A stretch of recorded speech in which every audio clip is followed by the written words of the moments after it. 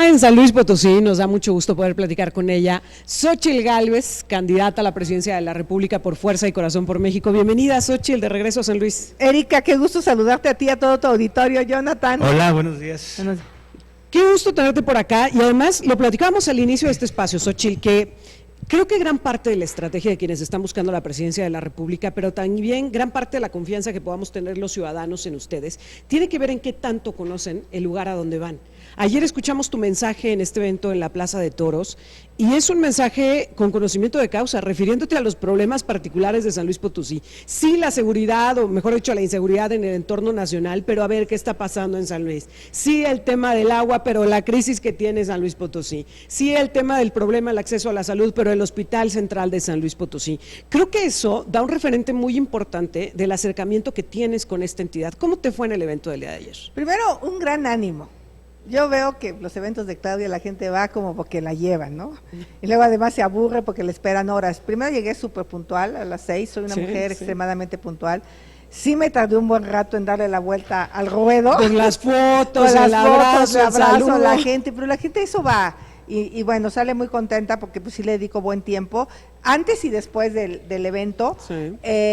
Obviamente yo conozco San Luis, bueno, San Luis, ¿qué te digo? Pues aquí dejé parte de mis ahorros de la vida en un puente que perdí en un partido de fútbol con el gobernador de Los Santos, pero no solo eso, conozco la Huasteca como la palma de mi mano, se electrificó, se hicieron sistemas de agua, sistemas de drenaje, carreteras. Y aquí en San Luis Potosí me llama la atención muchísimo la participación, porque no sé si te acuerdas cuando un grupo de potosinos me escribió una página en el periódico Reforma. Claro. Para que yo fuera la candidata a la presidencia. Eso no lo voy a olvidar nunca en San Luis Potosí. Entonces, cuando te cerraron una puerta y se te abrió otra. Se me abrió otra. Sí, claro. Entonces, a ver, yo veo varios problemas aquí en San Luis Potosí. Uno, la bronca con la planta de tratamiento.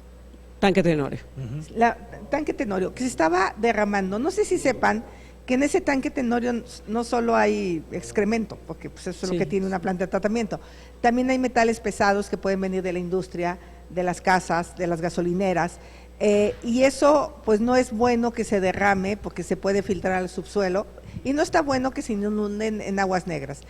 ¿Qué pasó ahí? Pues una mala operación, porque pues operar una planta de ese nivel es sofisticadísimo, se requiere empresas expertas. Hay 1,100 plantas de tratamiento en el país abandonadas.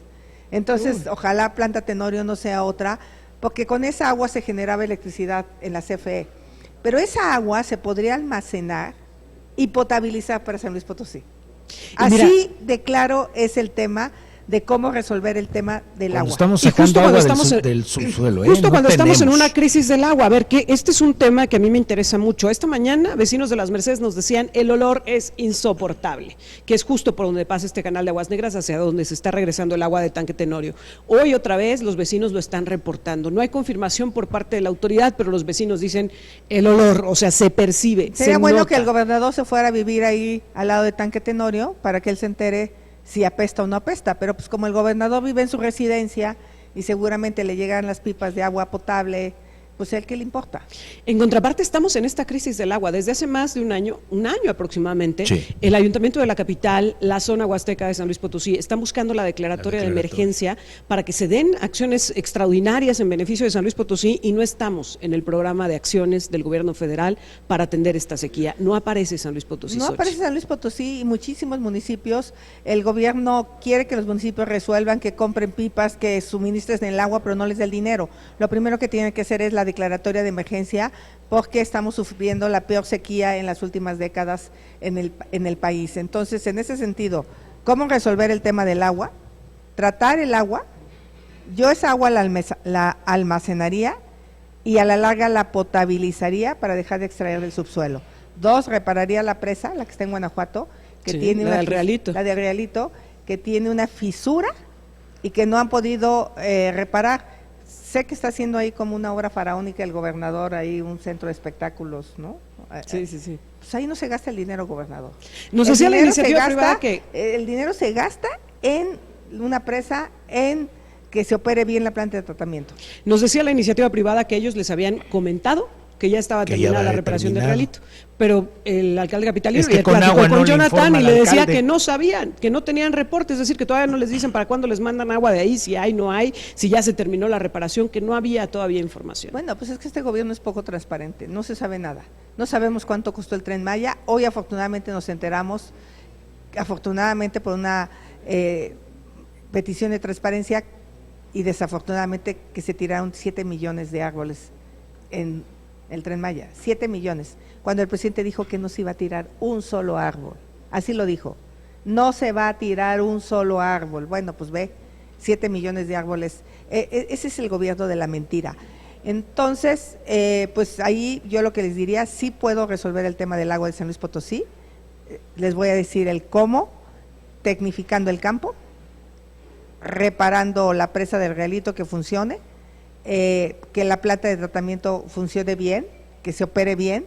Habrá recursos para eso, pero bueno, ahí el gobernador no sé en qué lo utiliza ahora. Y el Hospital Central. ¿Viste lo del Hospital Central ya? Es una tragedia, no hay médicos, no hay medicamentos, no hay equipo, no hay insumos, o sea, no es posible, eso es lo más importante.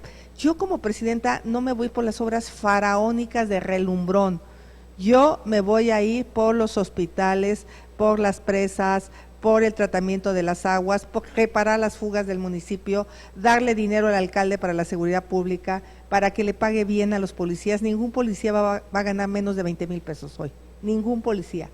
Y todos los policías van a tener becas para sus hijos y van a tener crédito de vivienda. Ningún policía fuera de la clase media, para que realmente los policías cuiden a los ciudadanos. Me quiero detener en varias cosas que has dicho y que aquí en San Luis tienen mucho eco. A ver, primero, este tema del acceso a la salud. El Hospital Central ya estaba emproblemado por el tema de la saturación. Había históricamente hay una muy alta demanda, porque no solo gente de San Luis Potosí, sino de las entidades vecinas llegan buscando atención médica de calidad en el Hospital Central. Pero se le entregó un cheque en blanco al gobierno federal porque fuimos de los primeros, el primero en entrarle a la figura del INSABI sin saber cómo iba a operar.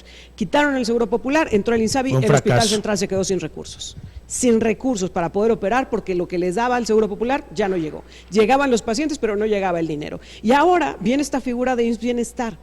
¿A dónde nos está llevando Xóchitl y cuál es tu propuesta, particularmente para el tema del acceso a la salud? Bueno, primero, este gobierno es un gobierno de ocurrencias, pero eso nos costó 810,000 muertes.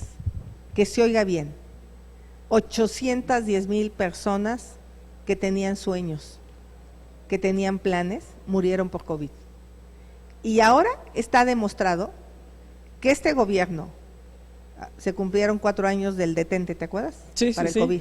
De sacarle estampita. De sacarle estampita, que con eso… No y de la inmunidad moral para no contagiarse. Exacto. Eso fue algo criminal, porque en lugar de aplicar la ciencia, cuando la ciencia descubre que el COVID se transmite por aerosoles, por hablar, lo que te proponen es usa el cubrebocas. Sí. Y el presidente decide no usar el cubrebocas.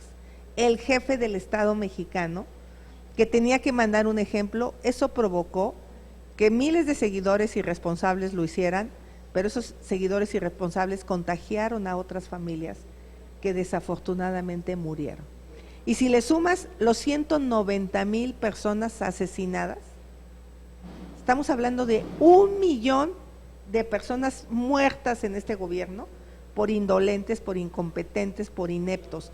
Hoy Claudia va a Nuevo León, a un municipio donde apareció una camioneta con 10 cadáveres quemados. Claudia, ¿de verdad México está mejor que nunca? ¿De verdad te atreves a decir que México está mejor que nunca cuando vemos el Hospital Central abandonado? ¿Qué vamos a hacer?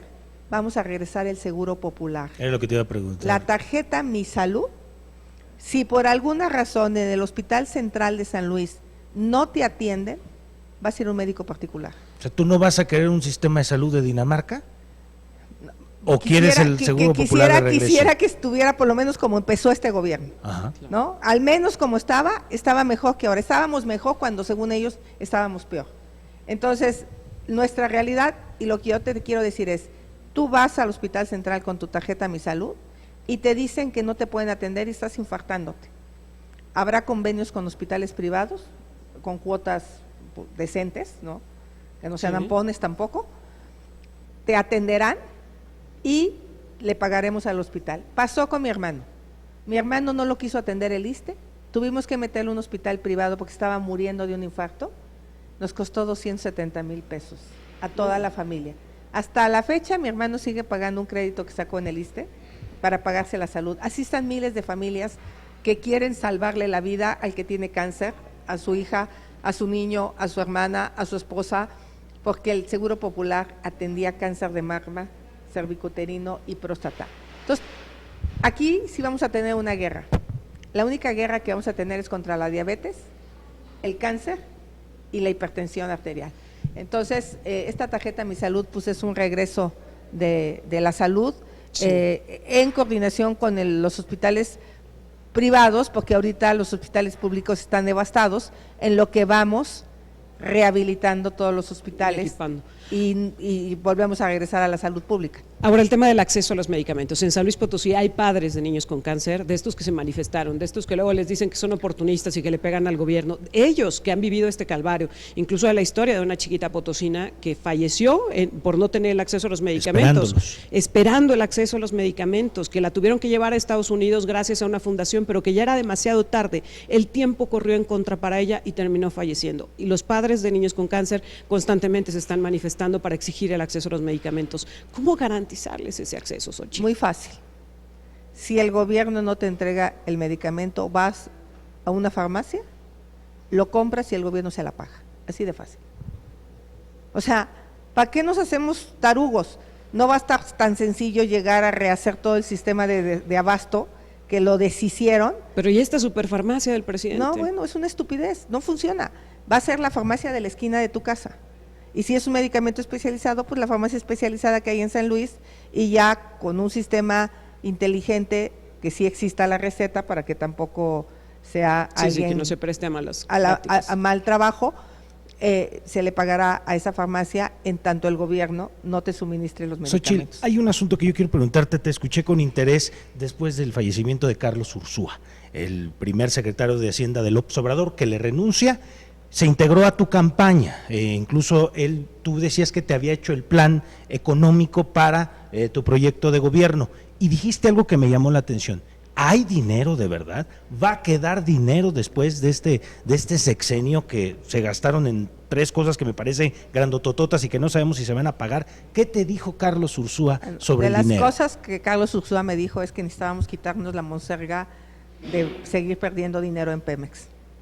Perdimos 1 billón de pesos en Pemex, 1 billón, 1,000 millones de millones, es una locura.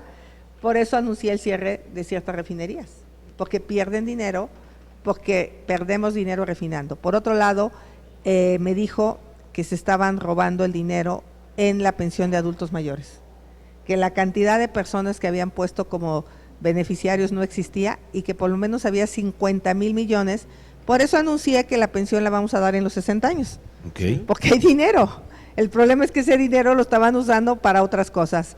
Y también hablamos mucho de cómo hacer que el crecimiento económico sí beneficie a la gente de escasos recursos y no solo pues a los mismos de siempre, ¿no? Entonces ahí me dejó algunos documentos escritos, algunas propuestas que estamos retomando en las nuevas mesas. ¿Te advirtió algo económicamente? Sí, que hay una crisis, que tenemos que ordenar las finanzas públicas y las finanzas públicas se ordenan empezando por Pemex.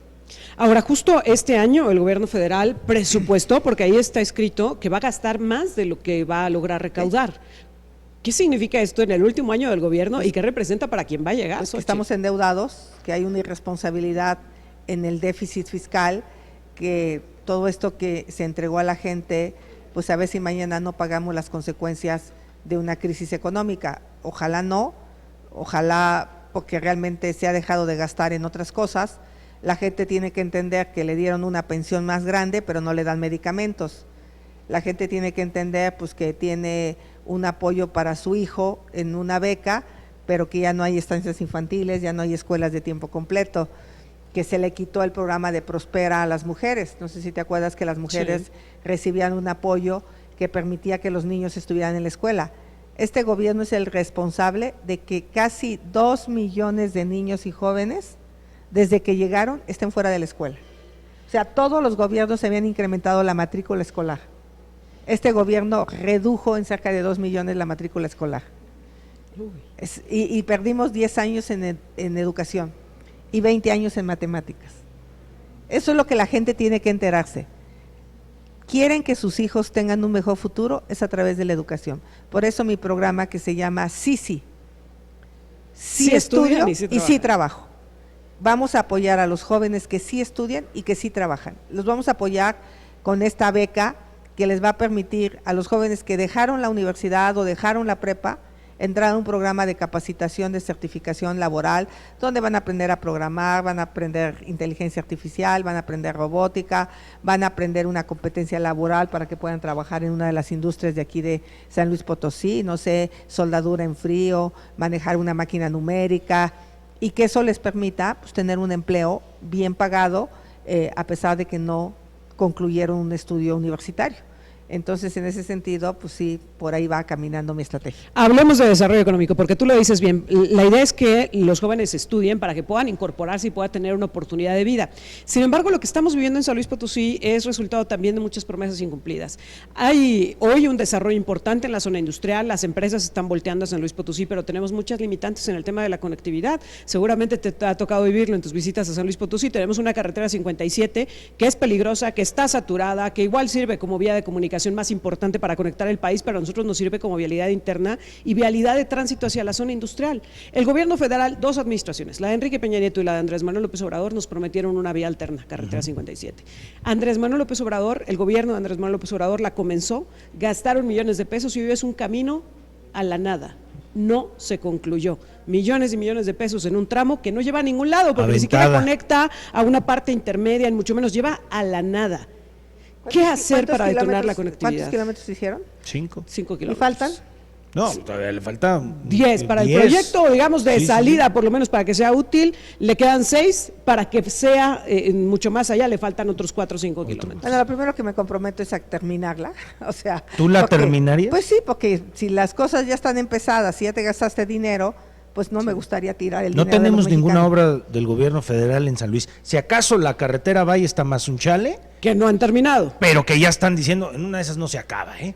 No, pues no se va a acabar ya nada, porque todo se está yendo al Tren Maya, todo se está yendo a Dos Bocas, porque esas obras son las que el presidente sí quiere y que desafortunadamente se han salido de costo. Te explico, el Tren Maya iba a costar 120,000 millones y ya cuesta más de 500,000 millones de pesos. Entonces, ahí se fueron el año pasado 50,000 millones de pesos que había para la seguridad pública. ¿Tú te imaginas sacrificar 50,000 millones de la seguridad pública que no le diste a los alcaldes, que no le diste a los gobernadores para que le pagaran mejor a sus policías, para que equiparan a sus policías? ¿Viste lo que pasó en Campeche? Mandaron a las policías sin equipo y las vejaron los delincuentes, o sea, las mandaron a enfrentar delincuentes sin el equipo necesario, y hoy la gobernadora se sale a burlar de su policía. Eso es lo que representa Morena. Campeche era uno de los estados más seguros del país y hoy se está volviendo uno de los estados más inseguros. Entonces, aguas con San Luis Potosí, porque de ser un estado ejemplo donde llegó la industria, llegó la inversión, les pueden pasar tragedias. Este gobernador está empeñado en tener el poder absoluto, en acallar a la oposición, en controlar absolutamente todo. Borró mis bardas, porque le duele que haya una candidata opositora, y tiene ahí un personaje, un tal Serrano, que era un bandido en la Ciudad de México, salió huyendo. De hecho, Claudia lo estaba persiguiendo. Yo no sé qué dirá Claudia, que hoy ya sea candidato de su alianza a diputado local. De esto de las bardas lo dijiste el día de ayer. ¿Tienes pruebas, Xochitl? ¿Quién te lo reportó? ¿Cómo lo documentaron? ¿Qué sabes? Porque pues, dijiste, voy a presentar las denuncias. No, pues porque tenemos pruebas que las pintamos, porque las tenemos que reportar. Sí, claro. Entonces nosotros pintamos la barda, hacemos el testigo, se reporta al INE, y pues cuando volvemos ya no están, o sea, al día siguiente ya las habían borrado. O sea, les vale sombrilla. Es más, no hay ni bardas de Morena. Yo no he visto bardas prácticamente de Morena. Aquí es o el verde. Entonces, vamos a volver a pintar bardas, y sí le advierto al gobernador que las voy a subir a Twitter y voy a notificar una por una que borre su gobierno, porque no se vale que sea tan autoritario y no se vale que no sea un demócrata. Y eso se lo va a cobrar la gente en San Luis Potosí, porque la gente ya se dio cuenta del talante de este personaje. Ahora decías que tienes el compromiso de terminar la vía alterna. ¿Cómo detonar un estado que económicamente está tan pujante, que tiene una ubicación geográfica privilegiada, Xóchitl, pero que hoy se lo están comiendo los vecinos porque tenemos un aeropuerto pequeño, tenemos problemas en conectividad, tenemos problemas de ordenamiento territorial? ¿Cómo darle este plus a San Luis Potosí? Primero, tenemos que tener certeza jurídica, y si el gobierno del estado y el gobierno federal no tienen certeza jurídica, pues las empresas no van a venir. Dos, tenemos que mejorar la infraestructura, eso es clave, pero otro problema, si no resuelven el tema del agua y de la energía eléctrica que tiene San Luis no tiene energía eléctrica para crecer a las empresas, eso es antes que cualquier cosa. Xóchitl, no quiero dejar de lado otro de los temas que pusiste sobre la mesa, el tema de los policías y la dignificación de los mismos. Hace una semana, en San Luis Potosí, pasado, 2 elementos de la Guardia Civil Estatal murieron en un operativo dentro de la pila, un operativo de traslado que sale mal y que a final de cuentas pierden la vida. Pero esta es una historia de todo el tiempo, pues, policías que en el cumplimiento de su deber en este país están falleciendo. ¿Cómo les pedimos que entreguen la vida? ¿Cómo les pedimos que cumplan con su labor? ¿Cómo les pedimos que no se corrompan? ¿Cuál es tu propuesta en este sentido? Bueno, todo el mundo dijo, ¿cómo que va a ser una cárcel de alta seguridad? Pues sí, porque hoy las cárceles, como la de La Pila, que fue donde se dio este incidente de enfrentamiento, sí. están en manos de la delincuencia. Hoy son autogobierno. Hoy las cárceles son hoteles, son escuelas de la extorsión y del cobro de piso. Necesitamos sacar a esos delincuentes del fuero común, porque no son del fuero federal. A las cárceles federales van los delincuentes que tienen delitos federales y en algunos casos van delincuentes del fuero común, pero tiene que haber una cárcel para que de entrada metamos orden en estos penales estatales. Tenemos que trabajar con los gobiernos estatales porque pues la verdad es que hoy las cárceles son menos una zona donde rehabilites a la delincuencia o realmente se castigue, sino más bien son escuelas del crimen. Entonces, por eso esta cárcel de alta seguridad, donde podamos concentrar a estos, pues de entrada, personajes que controlan a las cárceles. Aquí en San Luis Potosí debe haber un personaje que seguramente es el amo y señor del penal y es el que provoca ese tipo de situaciones como la que se provocó en Campeche. Que fue lo mismo. Porque no quieren que los trasladen a una cárcel de alta seguridad. Claro. Obviamente, desde que los detienes, como por ejemplo el Marro en Guanajuato, pues desde ese momento sabes que es un delincuente peligroso. No lo deberías de mandar a una cárcel estatal. ¿Tú sí compartes el diagnóstico de inseguridad de la Iglesia Católica en ese pacto que firmaron? Por supuesto que lo comparto, por eso Claudia les fue a rayar el cuaderno, porque dice que no es cierto que el tejido social esté quebrado, que no es cierto que la gente tenga miedo, porque Claudia debería ser la candidata a gobernar Disneylandia, porque ahí sí todo está bien, todo está perfecto, la salud, la educación, la seguridad, la infraestructura. O sea, no, por supuesto que sí. Por eso no va la Ibero, por eso no va Banamex, por eso no va... ¿A los foros vas a seguir acudiendo? Pues sí, porque finalmente es escuchar a los ciudadanos y estar con ellos, y escuchar a los empresarios. Ayer estuve con los de Canacar. ¿Qué historia con lo que viven? Les prometiste paraderos, seguridad. Claro, paraderos seguros. Necesitamos paraderos seguros porque en estos paraderos los asaltan, no tienen condiciones de seguridad, de sanidad, de baños, o sea, claro. Y son la gente que nos mueve la mercancía. Xóchitl, nos quedamos con ganas de seguir escuchando pues todos los temas. Pero ya sabes que cuando gustes entro a tu programa. Me va a dar mucho gusto. ¿No? Tú llámame por teléfono y yo te tomo la llamada. Que vale la pena. No le hagas caso a la Carmen. Más en estos momentos que ya podemos hablar de propuestas. Sí, creo que es muy enriquecedor para la gente escucharlas y poder discernir, ¿no? Y decidir cuál es el proyecto que quieren para este país. Te agradezco mucho, Xóchitl. Y no les crean que ya se ganó la elección, esto apenas empieza. Altavox.